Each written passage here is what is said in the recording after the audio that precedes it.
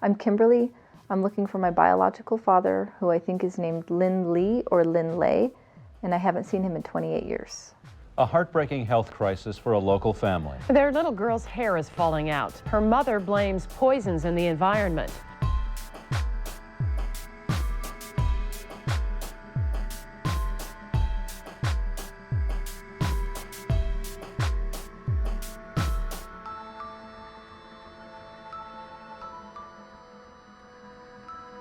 To whom it may concern. I'm writing in regards to a dilemma that has puzzled me for a long time. My daughter, Kimberly, and a neighbor boy, Brandon, both started losing their hair.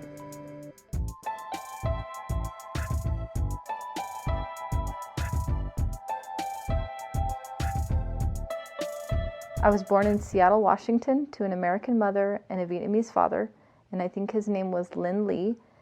According to my mom, he should be around 60 years old right now. I don't know too much about my father because the relationship with him and my mother was a fling. But what I do know about him physically was that he had freckles. He had a cheerful disposition and was always smiling. He had a round face. He was about 5'7", and he was a little bit heavier set. And my dad lived in the basement of a house near MLK and Jackson, which to this day is a Vietnamese neighborhood. He had the windows blacked out because he worked the night shift with trucks, working as a mechanic or doing upholstery. I grew up with a single mom. I have an older sister and a younger brother, so there was 3 of us that she had to take care of with limited resources. We lived in a trailer park in Kent, Washington, and that's where I got sick and lost all of my hair when I was 4 years old. Her mother believed the cause was lurking somewhere in their Kent mobile home park. Another child lost his hair at the same time. There are 30 hazardous waste sites within a 3-mile radius, and old electric transformers are stored right next door. One strange chemical that they did find in my blood was triamylitic anhydride.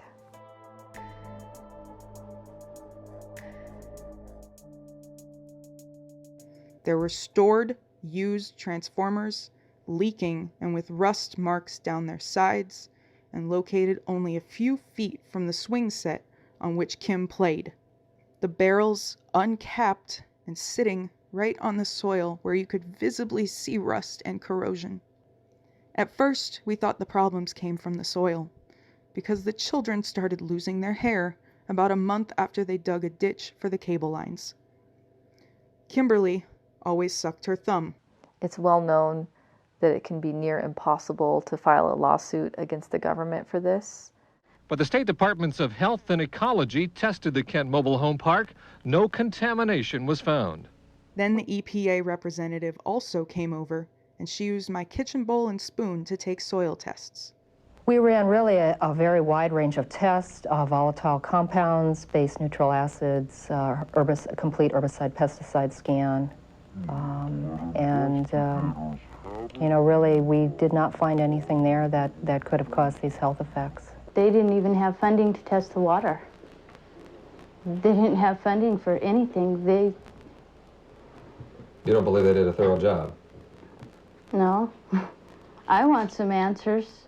Between jobs, I would spend all my waking hours, sometimes up to 8 hours a day, calling all over the country, asking for help and trying to piece together the parts of the puzzle. I was very sick. My mom was confused and scared. She didn't know if I was going to die, and so she had to get me out of there, out of that toxic site. And we moved up north to my grandma's cabin in the woods, and that was when I lost my dad.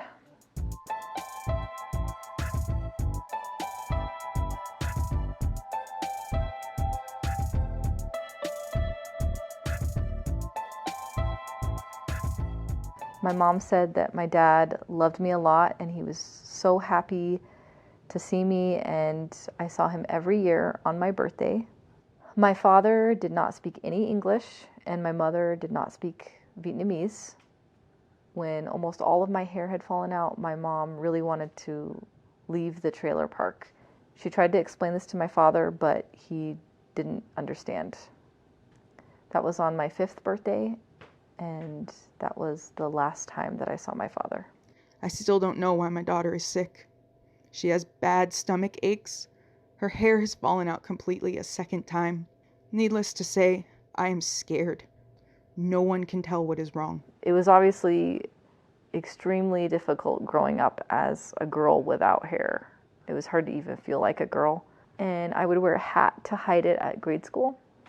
And some kids were very nice to me, and there were certain kids that would really bully me and pick on me. And I remember being out on the playground, and these two boys came up and they grabbed my hat off of my head. And they were playing monkey in the middle, and they wouldn't let me get my hat back. And it was extremely traumatizing. And it was just very stressful to go to school every day and be hiding and worrying about that. So I decided when I went to my first day of 6th grade that I wasn't going to hide anymore. And I was going to come without my hat on and just show that I was bald and own it so that they couldn't have anything on me.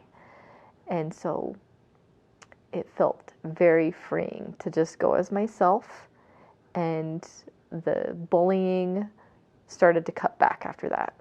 And that was why I never hid the fact that I was bald and that I didn't have hair after that. I would just go to school like myself. Growing up, it felt like a huge piece of me was missing. This hole. I wondered if my dad wanted to see me as much as I wanted to see him and be with him, and had thoughts about like if he came back for my 6th birthday looking for me or not. I remember walking down the street near Martin Luther King and Jackson, and it was so emotional because that was the closest I had felt to my dad in so many years. And I remember walking down those streets like almost shaking and thinking, this is the same area where my dad walked. I'm walking in the same place where he walked. I want to know if Kimberly's going to get better, if her children will be born safe, or her grandchildren. Will she be able to have a family someday? Are those kids going to be normal?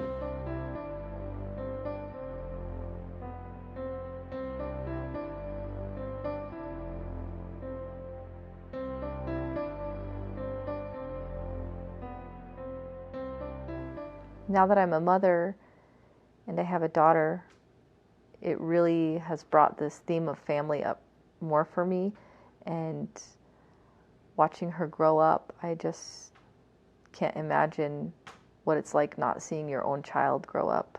And I want her to meet her Vietnamese grandpa and grandma and cousins and possible aunts and uncles, and to know that side of herself. I really want to connect more to my Vietnamese relatives and the Vietnamese culture. Even when I can just go to a Vietnamese restaurant and get a noodle dish or eat a banh mi, just even simple things like this make me so happy, because I can experience a little bit of Vietnamese culture in the food, which is my favorite food. I just love it. And so when I think about my dad or having Vietnamese relatives be able to share this culture with me in an authentic way, it's such a deep desire of mine to get to know them and to share special moments with them. Thank you so much for listening to my story. Please help me find my dad, and share and send this to family and friends. Email them, share it on social media, share it on Facebook. I just really, really want to meet my dad. If I could find out what to do to help my daughter get well and find out what is happening, I would be most grateful. Thank you very much for your time. Sincerely. I love him deeply, and I want him to know that, and I want to see him and hear him say that he loves me too, and I want to feel that. I just want to have a close relationship with my dad. I want to have a dad in my life. Keith Eldridge, Como News 4, Cedar Woolley. State investigators say if new evidence surfaces, they will reopen the case. Sad story, Yeah. all those worries and concerns.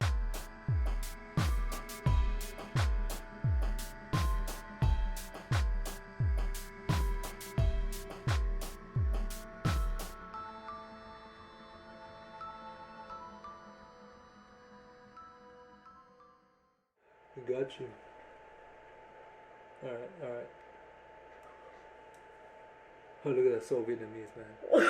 Such a Vietnamese household. Look in there. That's That's Vietnamese. He looks like me, doesn't he? Kyle, he looks like my relative. That looks like it could be my brother. I know. Like seriously, that's not just me, right? That thinks that you think that too. Yeah.